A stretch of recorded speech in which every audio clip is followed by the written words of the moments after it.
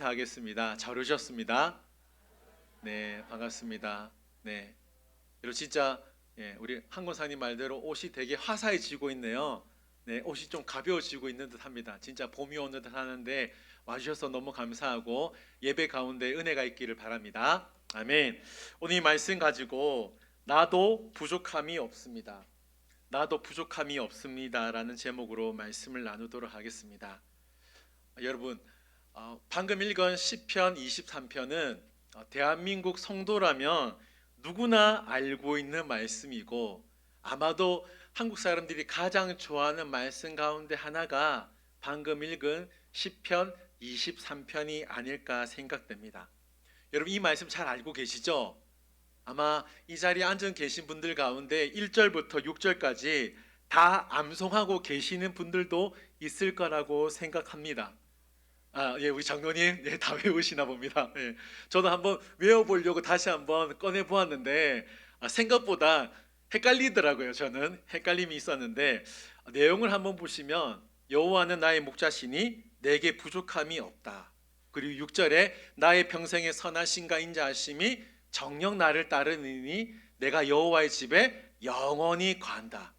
1절부터 6절까지 한 절 한 절 말씀을 보면 정말 우리에게 큰 은혜가 된다는 것을 알 수 있다는 거죠.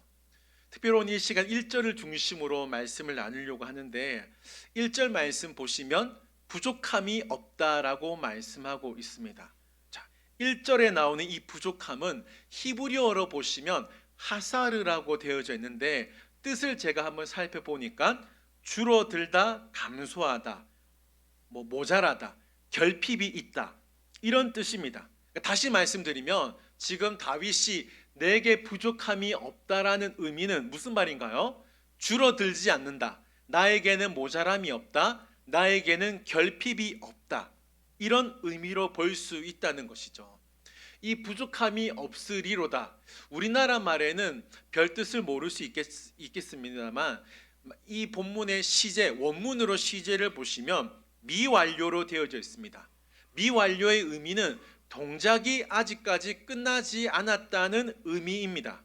다시 말씀드리면 부족함이 계속 없다는 의미라는 것이죠.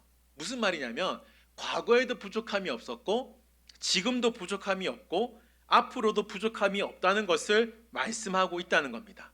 그러니까 이 말씀에는 다윗이 뭘 말하고 있냐면 과거에 대한 다윗의 감사, 현재에 대한 다윗의 만족, 그리고 미래에 대한 다윗의 확신이 담겨 있는 말씀이라는 것이죠. 여러분, 시편 23편 1절 말씀이 우리에게 은혜가 되지 않습니까? 그렇죠? 우리에게 큰 은혜가 됩니다. 그런데 실상 저의 삶을 돌아보면 부족함을 많이 느끼고 살았다는 것을 부인할 수 없음을 이 자리에서 고백을 합니다. 살아보니 어떻습니까? 결핍이 있지 않습니까? 모자람을 느낄 때가 있다라는 것이죠. 여러분은 시편 23편을 읽으셨을 때 어떤 감정이 드셨습니까? 우리 삶을 보면 부족함을 느낄 때가 있지 않습니까? 여러분 부족한 거 없으세요? 결핍이 없어요? 많죠. 여러분 방금 찬양 불렀잖아요. 주님 한 분만으로 만족해. 저는 그 찬양이 되게 불편해요. 저는 불편합니다. 그 찬양이 이상하다는 게 아니라 너무 좋은 가사예요. 근데 주님 한 분만으로 나는 정말 정한이는 만족하고 있는가? 이 질문을 여러분들이 저에게 한다면 저 아멘이라고 감히 말하지 못할 것 같아요. 왜냐하면 저는 부족함을 많이 느끼고 있거든요. 저는 결핍을 많이 느끼고 있고 모자람을 많이 느끼고 있다는 겁니다. 여러분은 어떠세요? 부족함 없어요? 네, 우리 신혼 부부라서 너무 꽁냥꽁냥하고 있는 우리 이준열 우리 가정, 안 보이지만 손을 쪼물락쪼물락 하고 있지 않을까 싶습니다. 우리 신혼 가정이라서 한번 물어볼게요. 부족함 없어요? 진짜 없어요? 있어요? 있어요. 고마워요. 네. 부족함이 다 있죠. 없을 리가 없다라는 거예요. 여러분 경제적으로 부족함 느끼지 않습니까? 우리 자녀를 보면 부족함을 느낄 때가 있어요. 건강 어때요? 건강도 부족함을 느낄 때가 있지 않습니까? 이 부족함을 느끼면 뭘 느껴요? 왜 나에게는 이것이 없을까? 왜 나는 이게 결핍일까?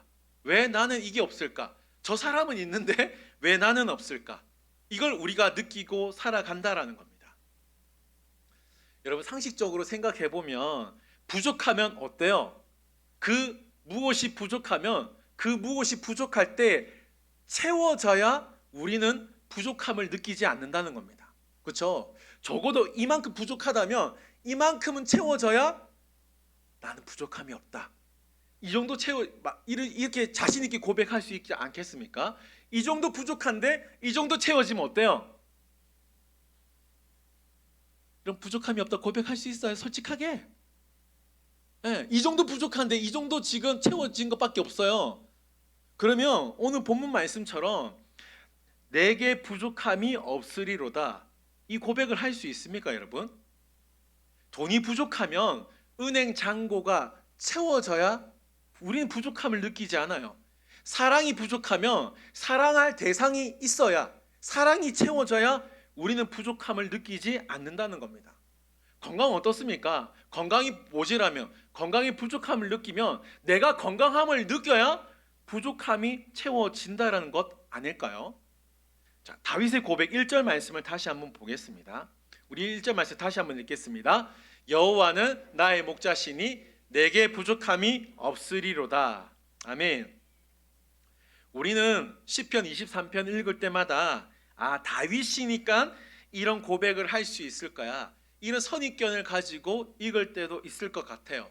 우리 다윗의 삶을 어느 정도는 다 알지 않습니까? 그렇죠? 하나님 마음에 합한 사람, 그리고 골리앗을 무찌른 사람, 하나님의 은혜로 왕이 되었던 사람이기 때문에 다윗이니까 내게 부족함이 없으리로다, 이 고백을 할 수 있는 거야. 하나님께 축복을 많이 받았으니까 다윗은 이런 고백을 할 수 있는 거야, 이런 생각을 하시는 분도 계실 것 같아요.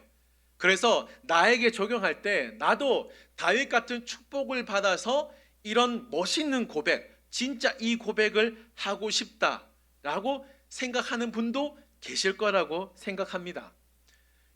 다윗의 삶을 보면 실상은 그렇지 않다라는 것을 알 수 있어요.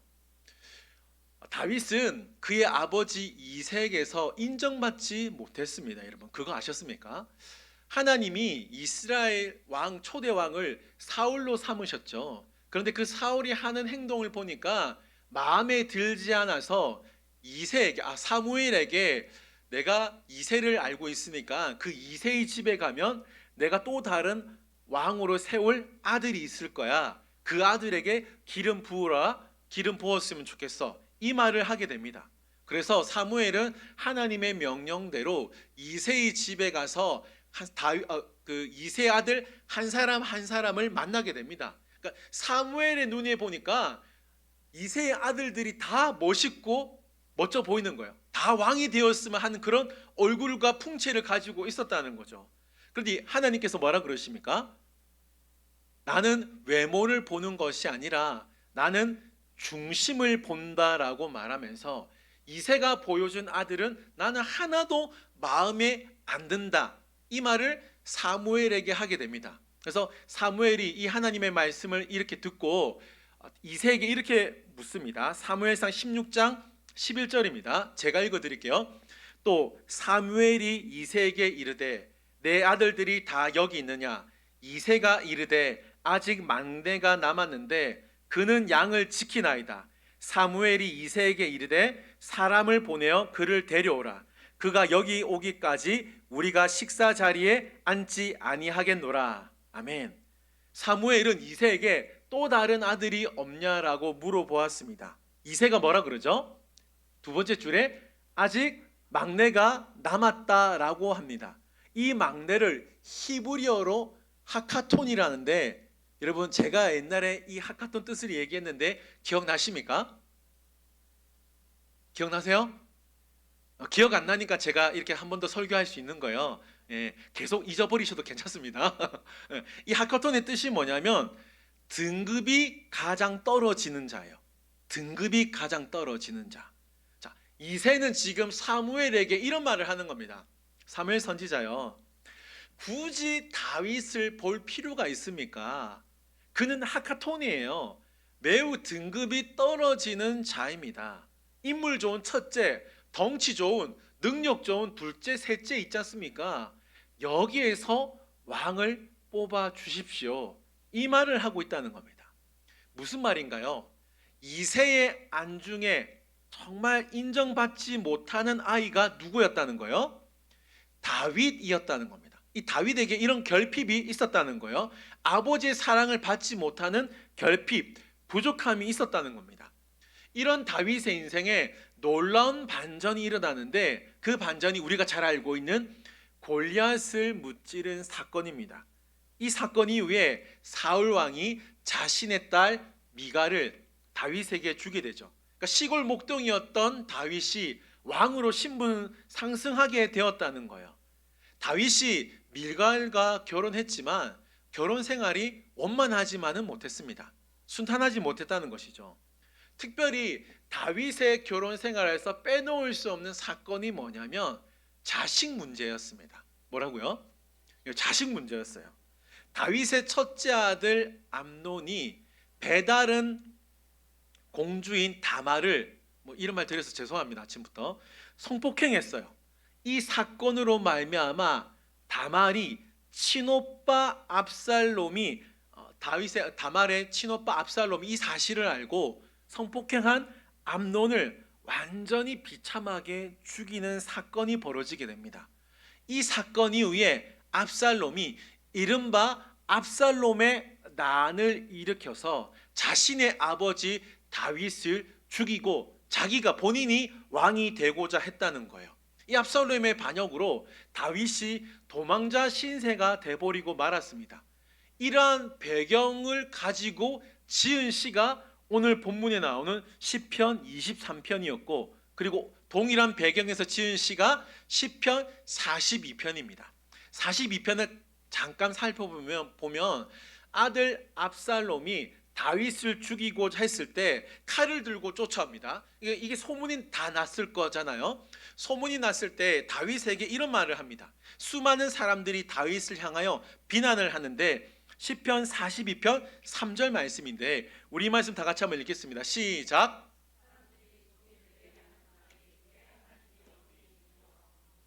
내 눈물이 주야로 내 음식이 되었도다. 아멘. 여러분 무슨 말인가요? 야, 진짜 하나님이 살아계시면 당신에게 어떻게 이런 일이 벌어질 수 있는가? 지금 수많은 사람들이 다윗을 향하여 비아냥거리고 있었다는 겁니다. 자, 조롱을 들은 다윗을 한번 생각해 보세요. 말씀 한번 보여주시면 다윗이 그 조롱을 듣고 어떻게 합니까? 눈물이 주야로 흐를 수밖에 없었다는 겁니다. 여러분 이런 인생을 산 다윗이라면 하나님을 향해서 호소할 수 있잖아요. 하소연할 수 있잖아요. 하나님, 제가 언제 왕이 되고 싶었습니까? 하나님이 사무엘을 보내셔서 저를 기름 부어서 왕으로 세워주시지 않았습니까? 이런 하소연도 할 수 있었지 않았겠습니까? 다윗은 이런 수치에도 불구하고 정말 억울하고 안타까운 상황이었지만 다윗이 뭘 고백하고 있는 거예요? 나는 부족함이 없습니다. 이 고백을 하고 있다는 겁니다. 저와 여러분이라면 진짜 이 고백을 할 수 있을까요? 어때요? 여호와는 나의 왼수시니 나 하나님 보지 않겠습니다. 나 이제 더 이상 교회 다니지 않겠습니다. 이 말을 할 수도 있지 않습니까? 그렇지 않습니까? 그런데 다윗은 뭐라 그래요? 나는 부족함이 없습니다. 이 고백을 하고 있다라는 거예요. 어떻게 다윗이 이런 고백을 하고 있을까요? 1절 말씀입니다. 우리 1절 말씀 다시 한번 읽겠습니다. 여호와는 나의 목자시니 내게 부족함이 없으리로다. 아멘. 자, 여러분 1절 말씀을 잘 보시면 다윗이 고백하는 1절의 속 의미를 잘 보시면 다윗은 지금 하나님 앞에서 양에 불과하다는 것을 고백하고 있음을 알 수 있어요. 자, 여러분 여기서부터 잘 들으셔야 됩니다. 다윗은 지금 하나님 앞에서 자신이 양에 불과하다는 것, 양이란 말은 없습니다만 우리는 다윗이 지금 자신이 양이라는 걸 고백하고 있음을 알 수 있다라는 것이죠. 다윗은 양을 치는 목자였습니다. 그렇죠? 그래서 양과 목자의 관계를 누구보다 잘 알고 있었습니다. 제가 동물 전문가는 아닙니다만 제가 가지고 있는 자료를 통하여서 양의 모습, 특징을 5가지 가지고 왔는데 한번 보실까요? 다음 장면 보여주실까요? 이 사진은 저작권이 없는 픽사베이에서 출처한 거니까 오해 마시고 잘 들어주시기 바랍니다. 예, 이건 꼭 대답해야 됩니다. 첫 번째, 양은 시력이 좋지 않다고 합니다. 그래서 눈앞에 뭔가 나타나면 그것이 무엇이든 간에 쫓아가는 특징이 있다라고 합니다. 두 번째, 양은 잘 넘어져서 일어나지를 못한다고 합니다. 만약에 아무도 넘어진 양을 일으켜 주지 않으면 배에 가스가 차서 결국 죽게 된다고 합니다. 세 번째, 양은 방향 감각이 없어서 한 마리가 앞서가면 그걸 따라가는 거예요. 예, 굴비처럼 두루룩이 따라간다고 합니다. 네 번째, 약초인지 사나운 불이나 발톱이 없고 약초인지 독초인지 구분할 수 있는 능력도 없다고 합니다. 마지막, 스스로 집으로 찾아올 수 있는 능력도 없다고 합니다. 여러분, 이게 양의 특징이라는 거예요.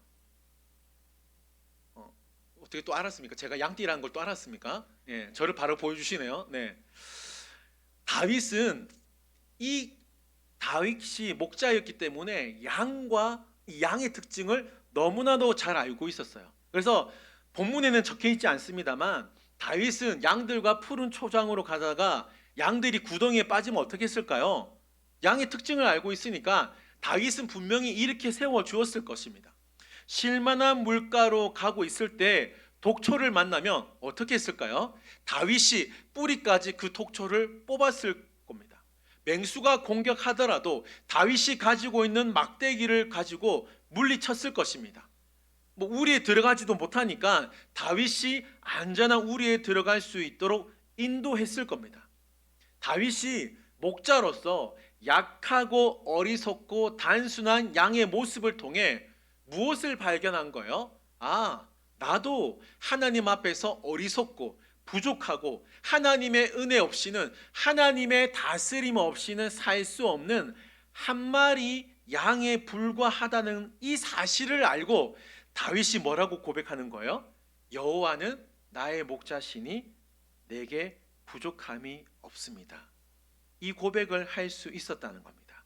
자, 여기서 시편 100편 3절 말씀 보겠습니다. 우리 이 말씀 다 같이 읽겠습니다. 여호와가 우리 하나님이신 줄 너희는 알지어다. 그는 우리를 지으신 자요 우리는 그의 것이니 그의 백성이요. 네. 자, 여러분, 분명히 성경은 우리에게 선포하고 있습니다. 뭐라 그래요? 하나님이 우리를 지으신 자고 우리는 하나님의 것인데 하나님이 우리에게 뭘 말씀하셨습니까? 너희들은 내가 기르는 양이다. 예, 분명히 하나님이 우리를 양으로 선포하셨다는 겁니다. 자, 그런데 문제가 뭐냐면 우리는 그걸 인정하지 않는다는 겁니다. 우리는 양인데 분명히 성경이 그렇게 선포하고 있는데 양으로 생각하는 게 아니라 사자로 생각하는 거예요. 양으로 생각하는 것이 아니라 호랑이로 생각하고 있다라는 겁니다. 자기 힘을 과시하고 자기 능력을 자랑하고 자기 재물을 뽐내고 있다라는 거예요. 이것은 하나님 앞에서 큰 착각에 불과하다는 것이죠. 여러분, 묻겠습니다. 여러분 어떠세요? 여러분들은 정말 하나님 앞에서 부족하고 어리석고 하나님의 다스림 없이는 살 수 없는 한 마리 양이라는 걸 하나님 앞에서 인정하십니까? 예, 여러분 정말 인정하십니까? 우리는 양인데 사자라고 생각하면 어떡해요? 그건 이상한 거죠. 우리는 양에 불과한데 호랑이 아니면 다른 동물 뭐라도 생각한다면 그건 이상하다는 것입니다. 그러므로 우리가 부족함이 없다 이 고백을 하기 위한 가장 그 첫걸음이 뭐냐면 나는 하나님 앞에서 양에 불과하다는 사실을 인정하고 하나님께 고백하는 것이 필요하다는 것을 꼭 기억하시기 바랍니다. 자, 우리 1절 말씀 다시 한번 읽겠습니다. 여호와는 나의 목자시니 내게 부족함이 없으리로다. 아멘. 다윗이 부족함이 없으리라고 고백할 수 있었던 또 다른 이유가 뭐냐면 하나님을 자신의 목자로 삼았기 때문에 부족함이 없다 고백할 수 있었다는 것이죠. 자, 여러분 1절 말씀을 다시 한번 잘 보세요. 다윗은 무엇을 채웠기 때문에, 조건이 충족되었기 때문에 부족함이 없다라고 고백하는 게 아니라 하나님 때문에, 하나님이 나의 목자 되셨기 때문에 다윗이 부족함이 없다라고 고백하고 있다라는 겁니다. 자, 이것이 믿어져야 된다는 거예요. 여러분, 정말 하나님을 그 누구가 아니라 나의 목자로 삼고 계십니까? 삼고 있다면 우리가 이 세상을 살아가면서 하나님이 나의 목자 되심을 경험하며 살고 있는지를 스스로 살펴보아야 된다는 거예요. 우리의 현실을 잘 보세요. 우리는 하나님이 나의 목자 되신다는 사실보다 없는 것에, 부족한 것에, 결핍되는 것에 집중할 때가 많다라는 겁니다. 돈이 부족하다고만 생각하며 살고 있지 않습니까? 건강이 부족하다고만 생각하고 절망하고 있지 않습니까? 내게 없는 조건들만 바라보면서 하나님이 함께 하신다고 하신 이 사실을 잊고 지내고 있지는 않습니까? 이게 무슨 말이에요? 하나님이 나의 목자 되심을 경험하지 못하고 사실은 우리는 살아가고 있다라는 거예요. 여러분, 어떻게 하면 내 삶 가운데 하나님이 나의 목자 되심을 경험할 수 있을까요? 여러분 1절 말씀은 잘 보십시오. 말씀 여러분이 같이 성경책 보세요. 다윗은 지금 어떤 면에서 지금 부족함이 없다고 고백하고 있는지를 잘 보셔야 됩니다. 지금 다윗의 상황을 보면 진짜 부족함이 없었기 때문에 부족함이 없다라고 고백하시면 안 돼요. 착각하시면 안 됩니다. 다윗이 부족함이 없다고 말하는 이유는 사실은 부족하지만, 사실은 결핍이 있지만 하나님을 놓치지 않고 하나님을 나의 목자로 삼고 나아갔기 때문에 부족함이 없다라고 고백을 하는 거예요. 여러분, 다윗의 고백을 잘 보세요. 여호와는 나의 목자셔서 나에게 부족함이 없는 걸 채워주셨기 때문에 내게 부족함이 없다, 이렇게 고백을 하지 않는다는 거예요. 다윗은 이 부족함을 소유의 문제로 보는 것이 아니라 하나님과의 관계에서 나오는 영적인 풍족과 영적인 평안을 누리는 상태에서 하는 고백이라는 거예요. 자, 지금 다윗이 이 시대에 2025년 3월 9일 날 살고 있을 때에 다윗이 만약에 시편 23편을 지었다면 이렇게 고백을 하는 거예요.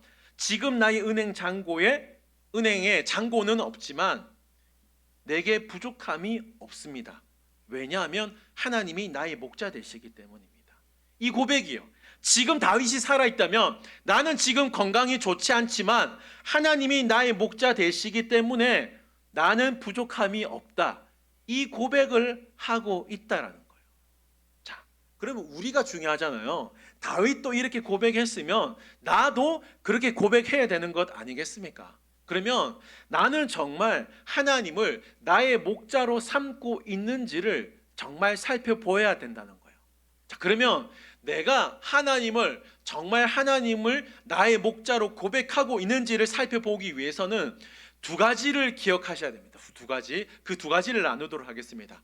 첫 번째가 뭐냐면 내가 하나님을 전적으로 신뢰하고 있는지를 살펴보아야 합니다. 누가요? 내가요. 내가 하나님을 전적으로 신뢰하고 있는지를 살펴보아야 합니다. 자, 지금까지 살펴본 양의 특징이 뭐예요? 결국 목자의 도움 없이는 살 수 없는 존재가 양이라는 거예요. 다시 말하면 양은 목자를 전적으로 신뢰하지 않으면 살 수 없는 존재가 양이라는 거예요. 양은 길을 찾지 못합니다. 주위에 발생하는 어떤 위험을 스스로 감지할 수 없어요. 스스로 먹을 것을 찾지 못해요. 누가 해줘야 합니까? 목자가 해줘야 된다는 거예요. 목자의 다스림 없이는 양이 살 수 없다라는 것이죠. 물론 내가 하나님을 전적으로 신뢰한다고 해서 하나님을 나의 목자로 삼는다고 고백할지라도 우리 삶에 부족함이 바로 사라지는 것 아닙니다. 우리 안에 있는 결핍, 모자람이 바로 사라지는 것 아니라는 거예요. 고통이 있을 수 있고 아픔이 있을 수 있어요. 다윗의 표현대로 사망의 음침한 골짜기로도 다닐 수 있다는 겁니다. 그러나 우리가 그때라도 기억해야 될 사실이 뭐냐? 내가 하나님을 전적으로 신뢰하는 믿음이 있어야 된다라는 것이죠.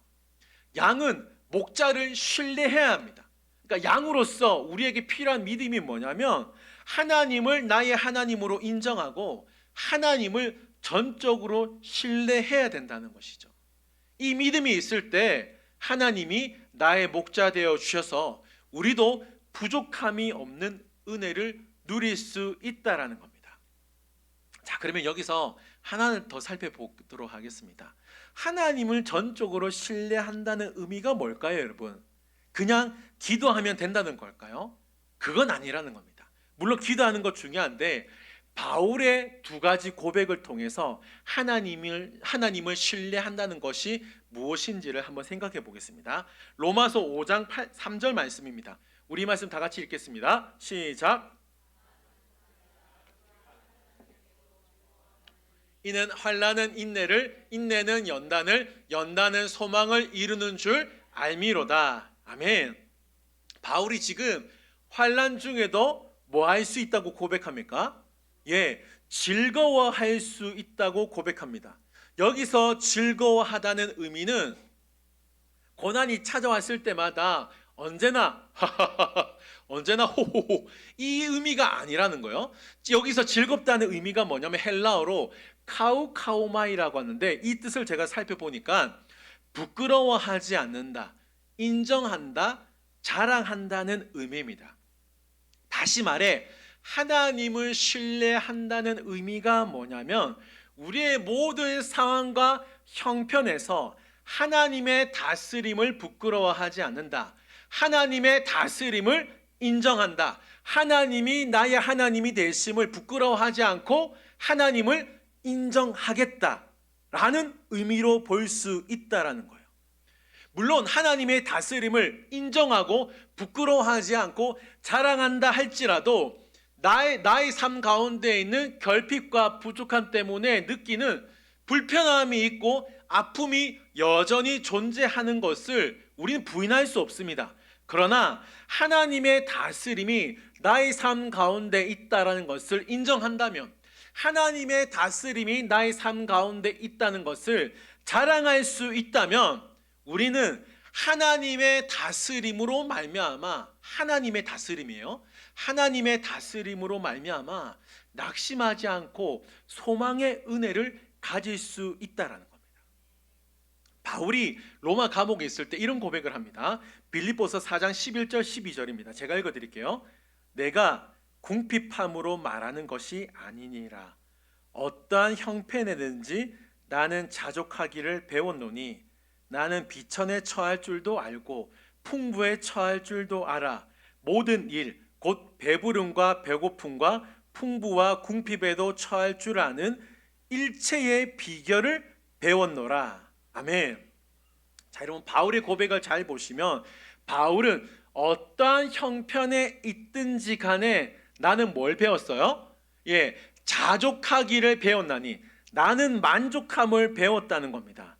지금 바울이 말하는 자족은 만족을 의미하는데 바울이 지금 처한 상황에 대한 만족이 아니라는 거예요. 바울이 지금 어디 있냐면 감옥에서 지금 빌립보서를 지었습니다. 빌립보서를 기록했어요. 바울은 지금 감옥에 있었기 때문에 만족하는 것이 아니라 바울은 하나님의 다스림이 나의 삶 가운데 있다면, 하나님이 다스림이에요. 하나님의 다스림이 나의 다스림 가운데 내가 감옥에 있다면, 하나님의 다스림 가운데 내가 부자이거나 내가 가난하거나 그거 아무런 상관없이 하나님의 다스림이 나의 상황 어떠한 형편에 처해 있든지 간에 하나님의 다스림만 있다면 나는 만족할 수 있겠다, 이 고백을 하고 있다는 겁니다. 다윗의 고백, 바울의 고백을 통해 알 수 있는 가장 중요한 사실이 뭐냐면, 우리가 살아가는 환경이 어떠하든지 간에 하나님이 나의 목자 되심을 정말 고백한다면, 하나님의 다스림이 나의 삶 가운데 있다는 것을 정말 인정한다면 우리는 부족하지 않고 만족할 수 있는 은혜를 경험할 수 있다는 것을 기억하시기 바랍니다. 둘째, 마지막입니다. 둘째, 한번 따라해 보겠습니다. 우리의 시선을 하나님께 두어야 한다. 자, 우리의 시선을 하나님께 두어야 우리는 나도 부족함이 없습니다, 이 고백을 할 수 있다는 겁니다. 이 세상 모든 사람들은 지금 나의 상황에 만족하는 사람은 사실은 없다는 거예요. 사람들은 지금보다 어때요? 조금 더 돈을 많이 벌었으면 합니다. 사람들은 지금보다 조금 더 건강했으면 합니다. 사람들은 지금보다 조금 더 우리 자녀들이 잘 됐으면 좋겠다고 생각합니다. 이게 무슨 말이에요? 지금 우리 상황에 만족하지 못한다는 것 아니겠습니까? 왜 사람들이 지금 상황에 만족하지 못할까요? 우리의 시선이 늘 부족한 곳에만 집중되어 있기 때문입니다. 뭐라고요? 우리의 시선이 늘 부족한 곳에만 집중되어 있기 때문입니다. 사무엘상을 보시면 한나와 분인나가 등장하는데, 한나는 그 당시 상황으로 보면 엄청난 결핍, 부족함을 갖고 있었습니다. 사무엘상 1장 2절을 보시면 그에게는 두 아내가 있었으니 한 사람의 이름은 한나요, 한 사람의 이름은 분인나라. 분인나에게는 자식이 있고 한나에게는 자식이 없었더라. 한나가 가지고 있던 한 가지 부족함, 결핍이 뭐예요? 자식이 없는 결핍, 부족함이 있었다는 겁니다. 근데 여러분, 한나만 부족함이 있었던 것이 아니라 오늘 본문에 또 등장하는 분인나에게도 부족함, 결핍이 있었다는 거예요. 그 부족함이 뭐냐? 그 결핍이 뭐냐? 사랑의 부족함이 있었다는 겁니다. 사무엘상 1장 4절과 5절 보면 제가 읽어드리겠습니다. 엘가나가 제사를 드리는 날에는 제물의 분깃을 그의 아내 분인나와 그의 모든 자녀에게 주고 한나에게는 어떻게 줬죠? 갑절을 주니, 왜냐하면 엘가나가 한나를 더 사랑했기 때문이라. 자, 이렇게 고백하고 있습니다. 엘가나가 제사를 드릴 때 제물의 분깃을 분인나와 그의 자녀에게도 주었지만 엘가나가 한나에게는 2배 이상의 갑절로 제물의 분깃을 주었다는 거예요. 이유가 뭐예요? 엘가나가 분인나보다 한나를 더 사랑했기 때문입니다. 남편 엘가나가 한나를 더 사랑했기 때문에 비교적 사랑을 덜 받았던 분인나는 남편 사랑에 대한 결핍, 부족함을 느낄 수밖에 없었어요. 그러니까 정리하면 한나도 부족함이 있었고 분인나도 부족함이 있었다는 겁니다. 그러니까 문제가 뭐냐면 부족함이 있었을 때 어떤 반응을 보이냐는 거예요. 자, 사무엘상 1장 6절 7절입니다. 자, 이 말씀 잘 보시면 여호와께서 그에게 임신하지 못하게 하심으로 그의 적수인 분인나가 어떻게 했죠? 그를 심히 격분하게 하여 괴롭게 하더라. 매년 한나가 여호와의 집에 올라갈 때마다 남편이 그같이 하매 분인나가 뭐 했다? 그를 격분시키고 그가 울고 먹지 아니하니. 아멘. 분인나는 자신의 결핍의 원인을 제공했던 한나의 결핍을 약점 삼아서 어떻게 합니까? 한나를 심히 괴롭혔다는 거예요.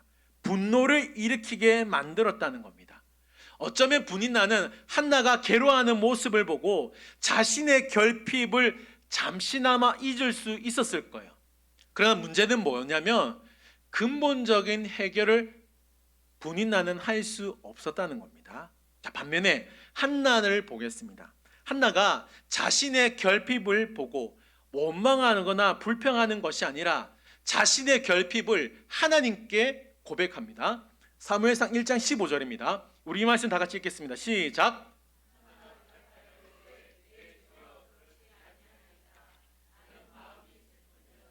포도주나 독주를 마신 것이 아니요 여호와 앞에 내 심정을 통한 것뿐이오니. 아멘.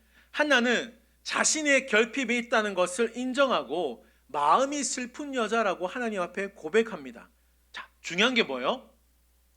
분인나에게도 결핍이 있었지만 그 결핍을 어떻게 사용합니까? 다른 사람에게 증오하고 분노를 일으키는 것으로만 사용하고 끝나는 거예요.